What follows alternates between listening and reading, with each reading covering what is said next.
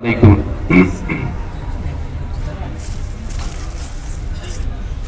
पवित्र मंचे उपस्थित आमार परम श्रद्धाभाजन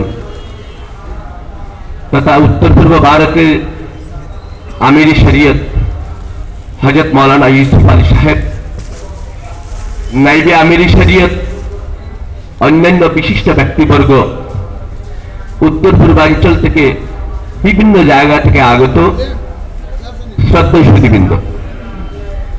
সুধীবৃন্দ আজকের এই মাহফিল খাতমে বুখারী অনুষ্ঠান বর্তমান আমিরি শরীফের কান্না বেজার দুয়ার বরকতের ফসল। উপত্যকার মানুষ একসময় সন্দেহান হয়ে গিয়েছিল যে খাতমে বুখারী অনুষ্ঠান বদরপুরে হবে কি না, কিন্তু বর্তমান আমির শরীফের সুযোগ্য নেতৃত্বে তার বলিষ্ঠ পদক্ষেপে আজকে উত্তর পূর্বাঞ্চলের মানুষ এখানে সমাবেত হতে পেরেছে। এটা বর্তমান আমির শরীফের দোয়া এবং তার সুদক্ষ নেতৃত্বেরই ফসল। সুধীবৃন্দ, বর্তমান আমির শরীয়ত শুধু মুসলমানদের জন্যই নয়, উত্তর পূর্বাঞ্চলের বিভিন্ন শ্রেণীর মানুষের একটা আস্থার স্থান। প্রতিনিয়ত সদায় হিন্দু মুসলিম বৌদ্ধ খ্রিস্টান তার কাছে ছুটে আসে উপযুক্ত পরামর্শের জন্য।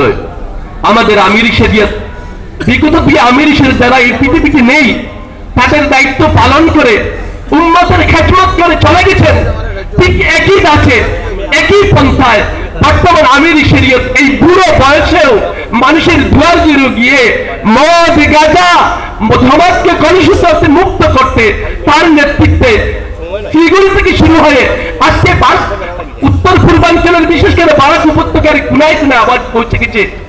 আমির শরীয়ত এই সমাজকে মদবিহীন, জুয়াবিহীন, গাঁজাবিহীন একটা সুস্থ সমাজ দান করতে চান।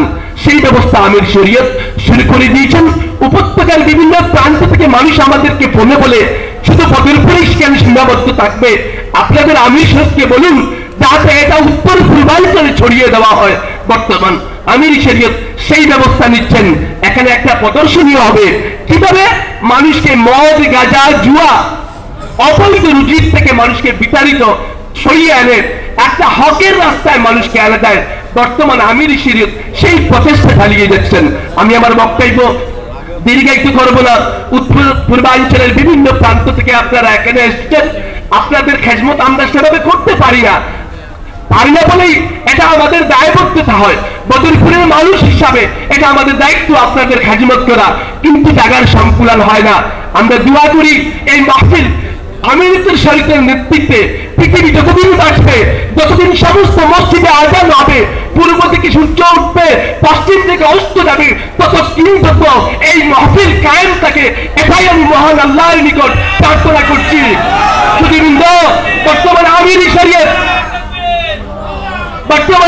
শরীয়ত বুড়া বয়স হয়ে গেছে, কিন্তু তার স্নেহ মমতায় মানুষ থাকতে পারে না। দূর থেকে দেখলে মনে হয় হাসি মুখে আমাদেরকে আহ্বান করছেন এই মাহফিলে আসার জন্য। বক্তব্য দীর্ঘায়িত করব না, অনেক কিছু বলার আছে। বর্তমানে আমির শরীফের আমি দীর্ঘায়িত কামনা করছি। তার নেতৃত্বে গোটা ভারতবর্ষ নয়, আমির শরীফ একটা কথা না বলে আমি পারছি না। আমির শরীফ বাংলাদেশ ছিলেন, এখানে দেখার পরে বলেছেন আমি বাংলাদেশ থাকতে পারছি না, বদরপুরে ওয়াইজ হবে, খাতমে বুখারী অনুষ্ঠান হবে। আমি বাংলাদেশের প্রোগ্রাম ক্যান্সেল করে আমি খাতমে বুখারী অনুষ্ঠানকে পরিচালিত করার জন্য আমি এখানে এসেছি। সুধীবৃন্দ, তার দায়িত্ব তার যে নিষ্ঠার সাথে পালন করতেন সেটা আমরা সবাই অনুধাবন করতে পারছি। বক্তব্য দীর্ঘায়িত করছি না, পরবর্তী সময় যদি দেখা হয় আপনাদের সাথে ইনশাআল্লাহ বিস্তারিত আলোচনা করব। ওয়া আখিরু দাওয়ানা আলহামদুলিল্লাহি রাব্বিল আলামিন। আসসালামু আলাইকুম।